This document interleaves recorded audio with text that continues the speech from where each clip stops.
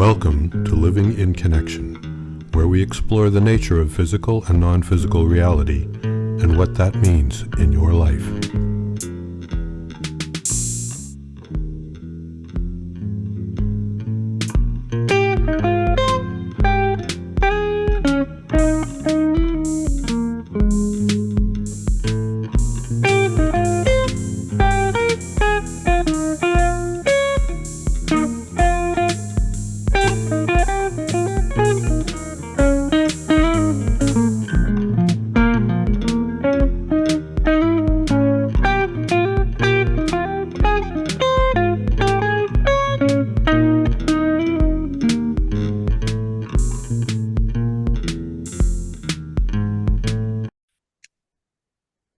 Well, hello and welcome again. I'm Dirk Dunning, again chatting with Frank DeMarco.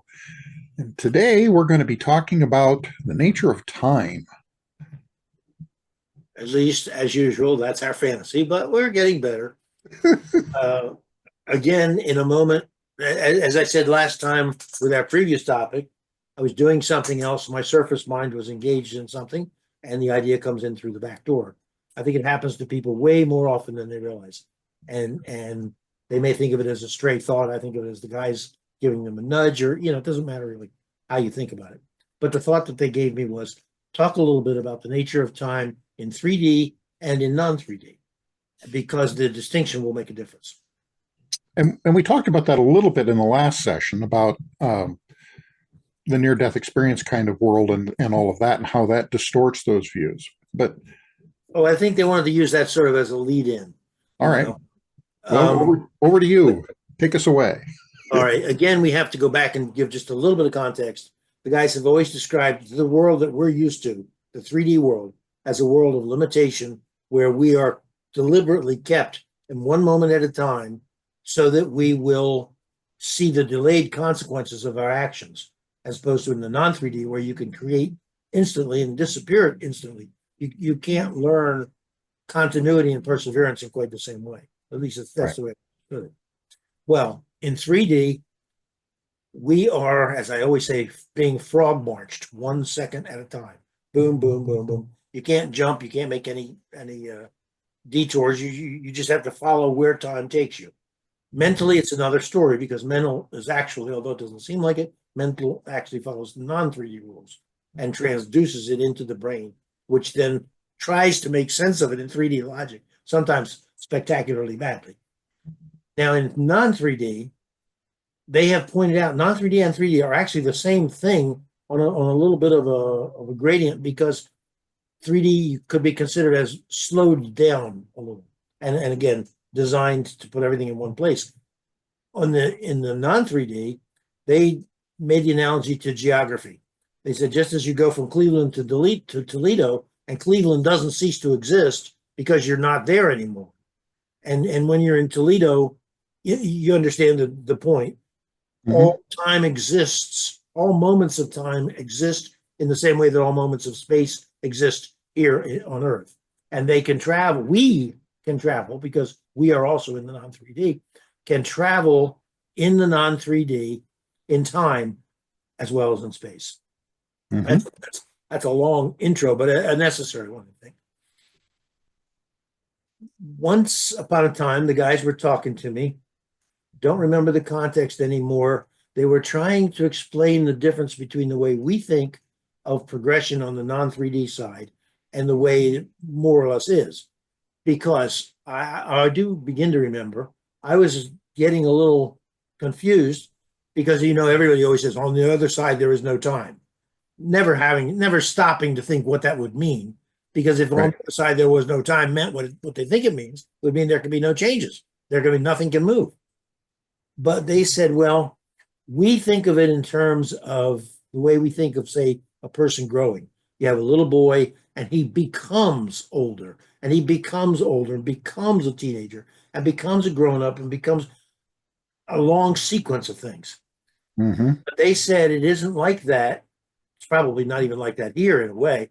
But in the non-3, they perceive it as, here's the infant, and next to him is the next moment, and the next moment, and the next moment. All the moments of time for a whole lifetime are there next to each other. They're not one replacing the other, the previous one disappearing. So to us, it looks like continuous destruction and construction. To them, it looks like, I don't know, I suppose it would look like closer to the animations that Walt Disney used to make, where you can make them look like motion by flipping them through fast enough, but they're each separate drawings. There's limits to that analogy, but that's enough for now. Now, this causes a lot of the difference in the way we see things from the way they are, and the difference in turfs causes a lot of problems. At this point, Dirk, I'm going to give it to you because I know you have some of them. And if you don't, your guys will. Well, both actually, but we'll start with me. That we've talked about this in other of this series that we've chatted, that, and a lot of other times in other discussions, where my experience of time quite often has been different. And I think what it is that for some reason that I don't entirely understand, as a kid, I remembered beyond, and in doing that, I remained connected to this other experience of time and of space, for that matter, such that it allows me, or allowed me, to access those other ways to essentially choose different timelines or choose awareness in timelines. I'm not sure how it works, but to have things happen where time stretches, time slows down, time jumps, the past changes, the future can be altered, all kinds of interesting things. And people talk about some of these, like the Mandela effect and related. And I've had lots of those in my life, where this is nothing to do with deja vu, it's nothing to do with false memories or anything like that some may want to view it as. These are real. This is very much part of how reality works. The question is, what is that? How does it actually work? What is it? And for me, what I conceived it as a teenager was time having three dimensions of time that are essentially at right angles to one another. That the first dimension of time is the time that we think we experience, which is the chronological beginning to end that we experience of causality. The second dimension of time I refer to as paradox. And what I visualize that as, if you imagine a whole series of changed timelines where something minor has changed, kind of like twisting Play-Doh or something, that these are all of the different variations, and that it's not limited to one dimension, it's multidimensional. And so that in one sense, you could have the entirety of the universe occurred in a microsecond. It started and it ended. And then as things changed as it goes along, all of that causal chain in between is created as they're pulled apart, if you will, in this larger dimension of time. Then at right angles to that is a time dimension I call quandary, but it's hard for me to think about any of these things, to even put concepts to them about how does this work. What I end up doing is experiencing these things in my life and now trying to figure out, okay, these are the things I experienced. What concepts can I have to hold these? Because this doesn't make any sense in the common sense. Before you go further, talk a little about quandary. You didn't say anything really about quandary.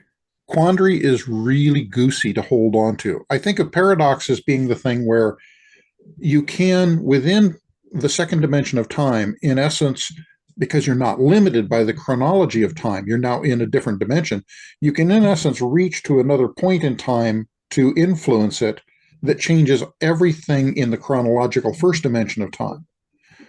Paradox, you can actually start to change that, where everything now is moving. And I don't know how to hold on to the idea to even describe it. But there were limitations in what you could do with just two dimensions of time that led me to conclude there had to be three, at least. Now, why do you call it quandary? Because it left me in that state. I was left in a quandary. I didn't know how to think about it. I don't know what to do with it. Paradox, I have competing ideas, and they're at conflict with one another. Quandary is beyond that. It doesn't lend itself easily to understanding what it's doing. I wonder if in your considerations of these things, you've ever used the analogy of thought, because obviously changing thought and changing fantasy is much more fluid than the way we think of changing It things. is.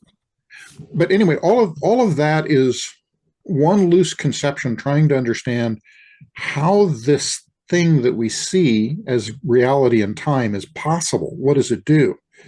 Now, obviously, we've got all the physics rules and other things that clearly are real within 3D construct of time, but we also see things happening that bend that. And what are the rules governing that? How does that work? And I have no idea. I don't know how to hold that. Well, see, that's what I was getting at. And we've sort of touched on this, but we've never actually really wrestled with it. I think of the all of reality as a thought, and then repercussions of the thought. And within that model, there is no particular surprise that anything could change and change back to changing back, and Right. probably doing that continuously. The guys once gave me an image of the universe as a light show, and the lights were continually changing. In that context, it was every time someone made a decision, all these various things changed, and so they represented it as a light flow. But it was only an analogy, and I understood that. Well, and the third version of that is one that a lot of people will go to of we're living in a simulation. Well, The idea that it's some massive computer program. Well, all of these are all of us trying to struggle with what actually we observe in the universe and trying to explain it. mhm. Within the thought and programming kind of ideas, the rules very quickly can be thrown out the window and causality ceases to have any real meaning. Mhm. But in the real world, we see causality all over the place, or what we call causality. What's the real world? What are you saying? You The mean world of our experience in 3D? in 3D. Well, but 3D is a special case of the universe. It is. It is. I'll grant you that. But because we've got this within 3D, whatever the rules are of how this thing works, there are rules.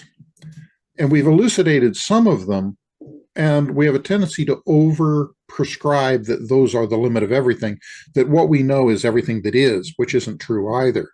No, and I don't see that anybody within a game would ever be able to know the meta reasons and the meta rules that create the game that they're functioning within. I know why people are tempted to say it's a simulation. I think that's more complicated than the reality. I think the reality is, oh, okay. So we don't I need agree. to do that. And going to the thought, to me, that has the same aspect as the simulation, that it's more complicated than the real. And one of my biases within physics and related things is to focus on the simple, that whatever is the simplest, it's kind of an Occam's razor idea, is more likely to be right than a more complex version. That doesn't mean it is, it's just more likely to. And if you say more likely, I'll go along with you. If you say is or always, No, I won't. it's But not. I think a lot of people do. They make that mistake. Right. I use the word thought for lack of any being able to think of a better one. What I mean is that reality is all one thing. It is not solid. Everything that looks solid is a densification or a slowing down or whatever for a particular purpose.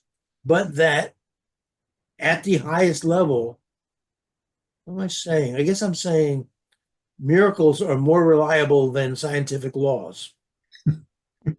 They're not predictable and they're not there on purpose. I mean, they're not there on demand, but they're more real than the scientific law. The scientific law is a simplified example of something in a certain context. But way beyond that, I don't know what you could call it if not miracle. And I'm constantly trying to look behind the curtain to see what the rules are of that. Well, I thought I was looking behind the curtain to come to that, The religious people and the scientific people rarely speak the same language. Right. And it's a pity because they're going after the same question.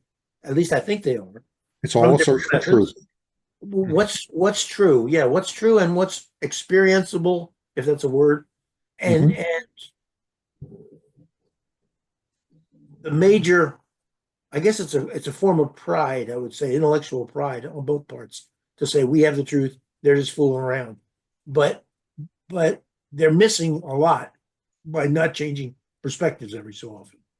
Well, into perspectives that go beyond even that dichotomy. We've talked before about, back when I was back in junior college, I and a colleague ended up doing a bunch of experiments where we demonstrated telepathy and telekinesis and all kinds of interesting things, and we used some pretty good scientific rigor in doing it.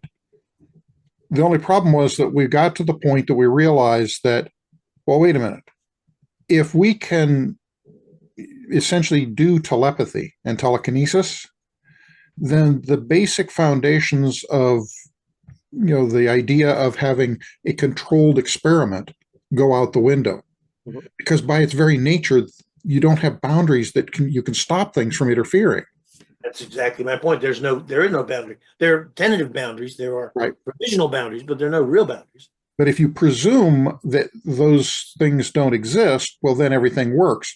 But it's basically a bootstrapped idea of, if we presume that telepathy and telekinesis cannot exist, and we do all our experiments where we mandate that that's not possible, then what we find is, well, it's not possible. That's not useful. Yeah, well, it's not even science. No, it's not. Think of it as science. It reminds me of the guy that you told me about, who basically was demonstrating alchemy, and he did it in a way that, if they were looking at it scientifically the way they were pretending to look at it, they would have to admit this looks a lot like alchemy. But since they knew a priori that couldn't possibly be, because that might drag God in through the back door by way of the Middle Ages and alchemy, and I'm not saying it's rational. I'm just saying that's emotional logic. Well, we can go to a physical example of that that's really clear. In the Pacific Northwest, there were the great cataclysmic floods in the last ice age. And what these were is the ice sheet had come down far enough that it's blocking the flow of the Columbia River, and it built a huge lake in Montana. And about every 55 years or so, the lake would get so deep that in the falls, when the rains came, the ice has been melting and it's being pressurized by the water of the lake, and eventually the thing catastrophically fails. And between 500 and 1,000 cubic miles of water goes roaring across the land in about 2 days, and the flows are greater than all of the flows of all of the rivers of the world combined for the first day or so. Well, in doing that, it inundated the land. It's this cataclysmic flood. It rips everything up. It does all this damage and whatnot. And then everything goes quiet for another 50 or 60 years as the ice reforms, the dam rebuilds, the lake refills, and then it did it again, about 100 times. The biggest, and they weren't all the same size. The ones that flooded the Willamette Valley, there were about 44 of them. The ones that flooded up in Richland, Washington, there was about 66 of them. But they've counted over 99, maybe 100 of them in some places where they know how many occurred.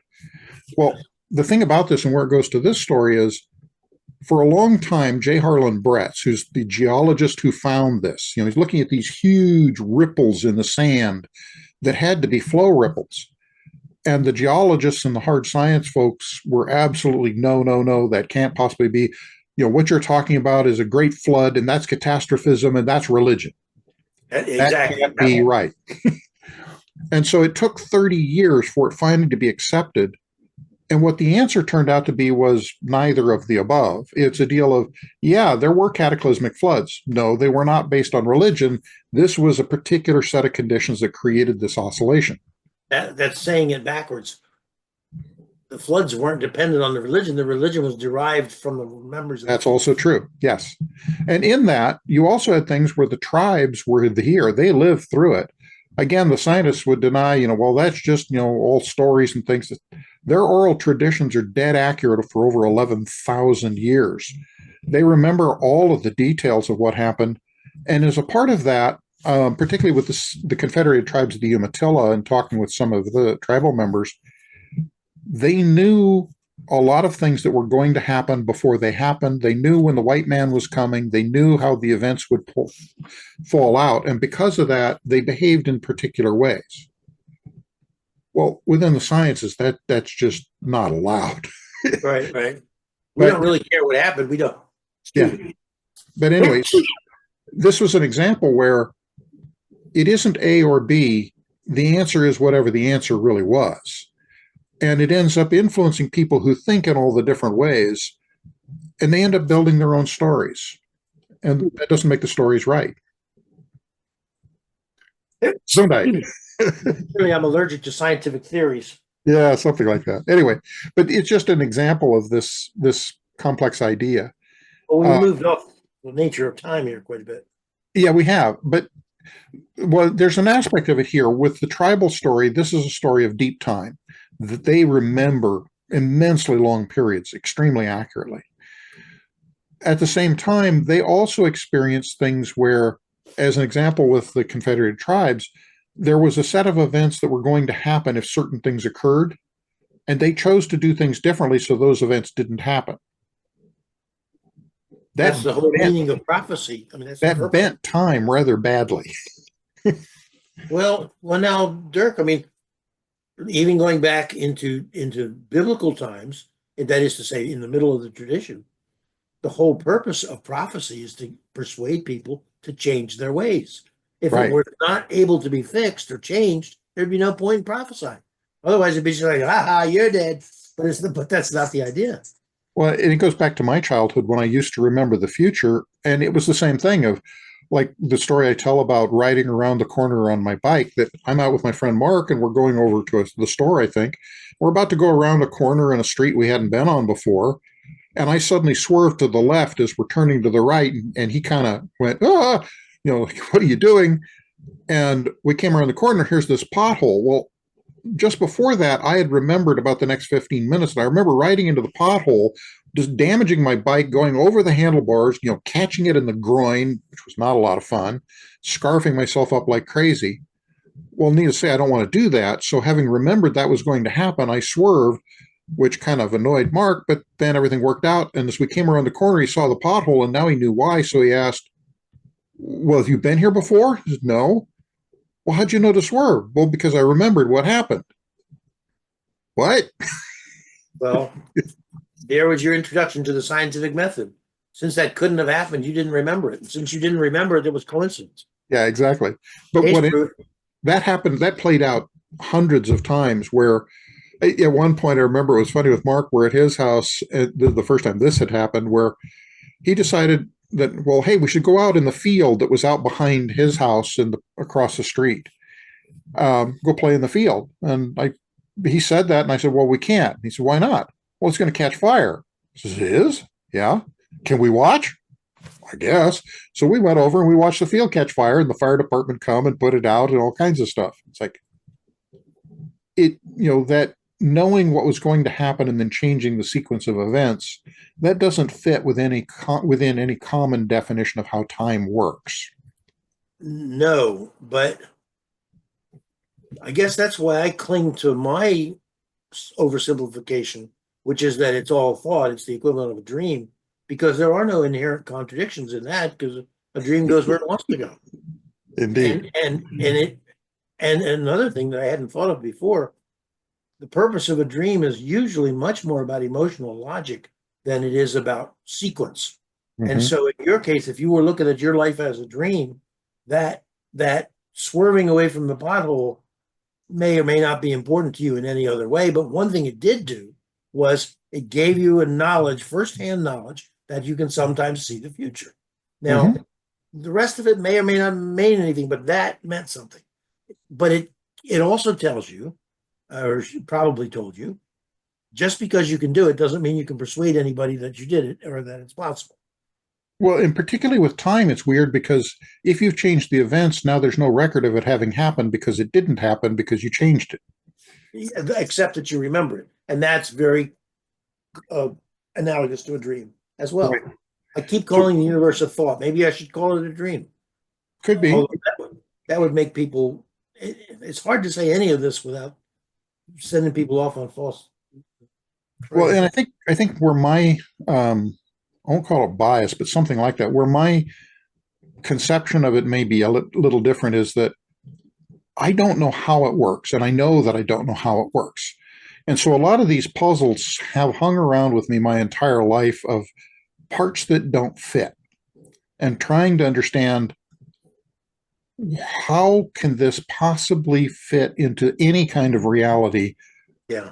What's going on? And if I talk to my hard science friends, they'll start by rejecting it outright. and then asserting, time works this particular way.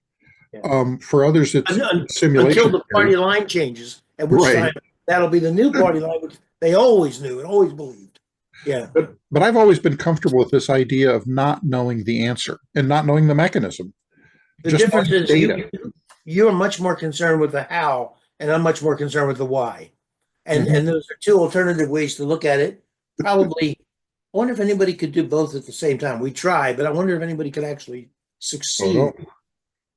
Anyway, and there's different ways of going about it. Well, we have a few minutes left. Is there anything we haven't covered here? Yeah, the nature of time. It's goosey. That's what it is. Let's see if the guys have anything, or your guys. No, they're happy enough to raise the questions with the theory, with the understanding like that. Nobody's going to come up with the right answer anyway, but if you come up with some of the right questions, it will change your life, and that's what they're about. They want to wake us up. They don't want to tell us what is. I mean, they'll tell us to the extent that they can, but the important thing is to wake us up. And I think they're saying that we're not putting them to sleep, Dirk. That's good. It's a surprise. Well, and my guys, they're doing their usual thing. They basically, what they're telling me is that they find this very humorous, that we are struggling so to understand these things. And from their perspective, they can see how it is that we cannot get to an answer because the answer lies in places that we cannot reach. But it's humorous to watch us struggling, trying to find an answer, searching for something that we cannot get to. Now, there's a real difference then, because my guys don't find it humorous. They find it almost valorous. Oh, they do that too, but they're not bashful about humor either. Well, my guys are, but they're not laughing at us, is what I'm No, saying. no. And of course, they also know you and I are going to be enlightened by next Tuesday at 3:30. It's guaranteed. Absolutely. But they didn't say Pacific time or Eastern time, so it's that part. Well, and that's the thing of we will know the answers tomorrow, which is always true. Same time with the free ice cream. Same time. Yeah. Same. Considering that tomorrow never actually arrives. Yeah, but if it ever happened to, we'd be set. Indeed. All right. Well, another perfectly good half hour. We shot the hell here. Indeed. And I'm glad to do it, and I think it's fun. Well, thank you again. All right, thank you for doing this. If you enjoyed this episode, please press like. Please press subscribe to stay informed of new episodes as they appear. We would love to hear from you in the comments section below, and we wish you the very best in connecting with your own guidance.